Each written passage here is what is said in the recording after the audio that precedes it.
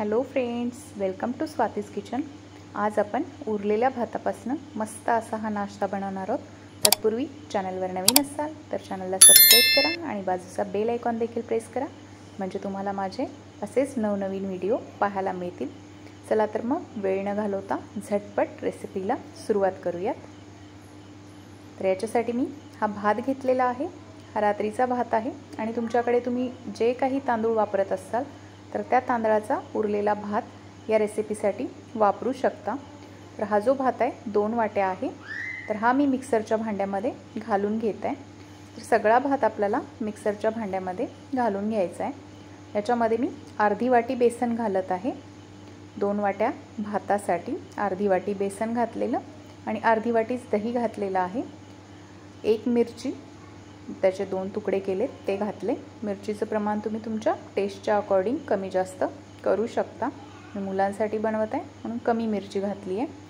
1 छोटा चमचा जिरं घातले आणि मीठ चवीनुसार, कारण आपण भातामध्ये देखील मीठ घालतो, तर त्या हिशोबाने तुम्ही मीठ ॲड करा।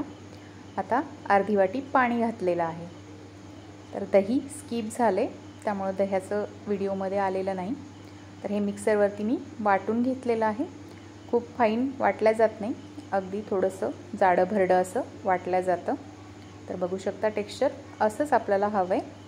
तर हे परफेक्ट बारीक होऊन झालेलं आहे। तर हे आपण एका बाउलमध्ये काढून घेणार आहोत। तर बऱ्याच वेळा भात शिल्लक राहतो, तर त्या भाताची तुम्ही अशा पद्धतीने ही रेसिपी बनवू शकता। आणि व्हिडिओ आवडत असेल तर लाईक आणि सबस्क्राईब करायला विसरू नका। तर थोडंसं मिक्सरचं भांडं विसरून मी पाणी याच्यामध्ये घातलेलं आहे। मला थोडंसं घट्टसर वाटत होतं बॅटर, त्यामुळे आता हे सगळं व्यवस्थित असं मिक्स करून घेत आहे मी। आता याच्यामध्ये 3 चमचे रवा घालत आहे। पोहे खायच्या चमच्यानीच 3 चमचे रवा आपल्याला याच्यामध्ये वापरायचा आहे, कारण शिजलेला भात जास्त बाइंडिंग पकडत नाही, त्यामुळे आपण अर्धी वाटी बेसन पीठ आणि 3 चमचे रवा घातलेला आहे या बॅटरमध्ये। रवा घातल्याच्या नंतर व्यवस्थित असं मिक्स करायचं आहे। मी कन्सिस्टन्सी दाखवते, बघू शकता अशा प्रकारची कन्सिस्टन्सी आपल्याला हवी आहे। तर आता याच्यावरती झाकण ठेवून 10 मिनिटं हे आपल्याला असंच राहू द्यायचं आहे। तर या ठिकाणी मी एक कढई घेतलेली आहे आणि याच्यामध्ये 1.5 ग्लास पाणी घालायचं आहे आपल्याला। माझ्याकडे हे स्टीमर आहे, तर तुम्ही कढई किंवा एखादं पातेलं देखील स्टीम करण्यासाठी वापरू शकता।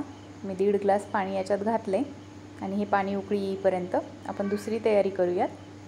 तर अशा प्रकारच्या प्लेटला मी तेल लावून घेत आहे, म्हणजे आपला हा जो नाश्ता आहे तर तो अगदी इझिली बाहेर निघला पाहिजे म्हणून। तर तेलाचं ग्रेसिंग सगळीकडनं व्यवस्थित असं लावून घ्यायचं आहे आपल्याला। जर तुमच्याकडे असं भांडं नसेल तर कुकरचा डब्बा देखील तुम्ही वापरू शकता आणि ही सेम प्रोसेस तुम्ही कुकरमध्ये विदाऊट शिट्टी करू शकता। किंवा ताट असेल खोलगट, त्या ताटाला देखील अशा प्रकारे तेल लावून त्याचा देखील वापर तुम्ही करू शकता। तर 10 मिनिटानंतर मी हे बॅटर परत एकदा व्यवस्थित ढवळून घेतलेलं आहे आणि जस्ट पोहे खायच्या चमच्याने 1 चमचा तेल याच्यामध्ये मी घालत आहे। यामुळे हा नाश्ता अगदी मस्त सॉफ्ट असा बनतो। तेल घातल्याच्या नंतर व्यवस्थित असं मिक्स करून घ्यायचं आहे। आणि या स्टेजला तुम्ही टेस्ट करून मिठाचं प्रमाण वाढवू शकता किंवा कमी करू शकता। तर मी साखर टाकायची विसरली होती, जस्ट 1 छोटा चमचा साखर घातली आहे आणि व्यवस्थित मिक्स केले। आता 2 चिमूट फक्त आपल्याला याच्यामध्ये खायचा सोडा घालायचा आहे, यामुळं अगदी मस्त जाळीदार असा आपला हा नाश्ता बनेल। खायचा सोडा घातल्यावर अगदी मिक्स करायचं आहे आणि वेळ न घालू देता आपल्याला लगेच हे बॅटर या प्लेटमध्ये टाकून घ्यायचं आहे, ओतून घ्यायचं आहे। खायचा सोडा अगदी स्टीम करण्याच्या थोडा वेळ अगोदरच घालून घ्यायचा आहे।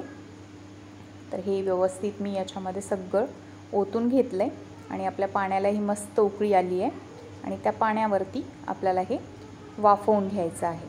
तर मी अशा पद्धतीने ठेवत आहे आणि झाकण बंद करून फुल फ्लेमवरती आपल्याला 15 मिनिटासाठी हे छान वाफवून घ्यायचं आहे।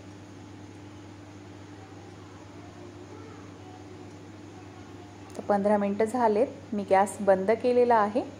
15 मिनिटात हे मस्त वाफवून निघतं आणि क्रॉस चेक करण्यासाठी अशा पद्धतीने मी टूथपिक घातली आहे, तर क्लिअर निघली आहे।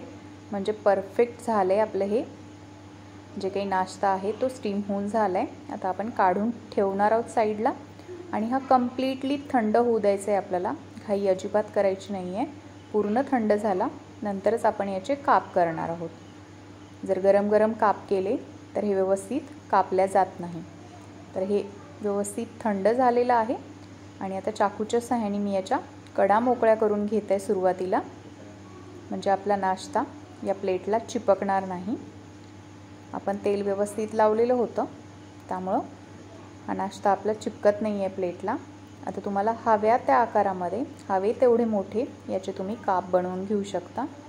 तर मी चौकोनी छोट्या साईजमध्ये याचे तुकडे करून घेत आहे, काप करून घेत आहे चाकूच्या सहाय्याने।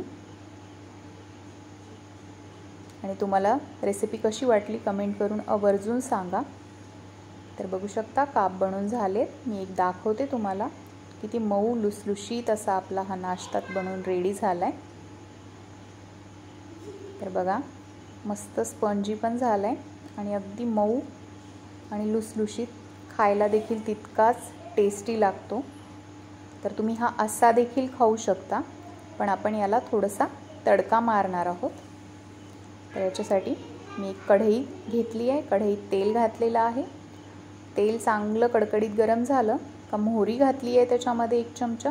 मोहरी चांगली तडतडू द्यायची आहे आणि मोहरी चांगली तडतडली का त्याच्यामध्ये 1 चमचा जिरं घालायचं आहे। जिरं देखील चांगलं फुटू द्यायचं आहे, मस्त खमंग असं।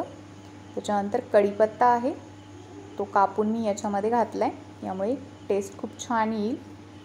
आणि त्याच्यानंतर अगदी 1 चमचा तीळ घातलेत पांढरे, तिळामुळे दिसायला आणि खायला क्रंची मस्त लागतात। आता आपण हा जो कापून ठेवलेला नाश्ता होता तर तो याच्यामध्ये घालायचा आहे आणि हलक्या हाताने आपल्याला हा परतून घ्यायचा आहे। खूप जास्त जोर लावून परतायचा नाही, नाहीतर मग हे तुटेल। तर अगदी हलक्या हाताने आपल्याला हा परतून घ्यायचा आहे।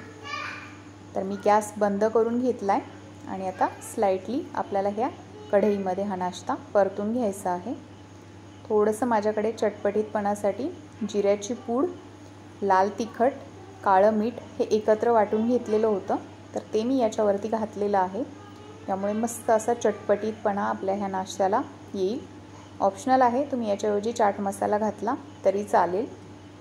आता वरतून थोडंसं कोथिंबीर गार्निशिंगला घातला आहे आणि रेडी झाला आहे आपला हा नाश्ता। तुम्ही सॉससोबत किंवा चटणीसोबत हा सर्व करू शकता। रेडी झाली आहे आपली रेसिपी। रेसिपी आवडली असेल तर चॅनलला लाईक आणि सबस्क्राईब करायला विसरू नका। परत भेटूयात अशाच एका नवीन रेसिपीसोबत। तोपर्यंत बाय बाय।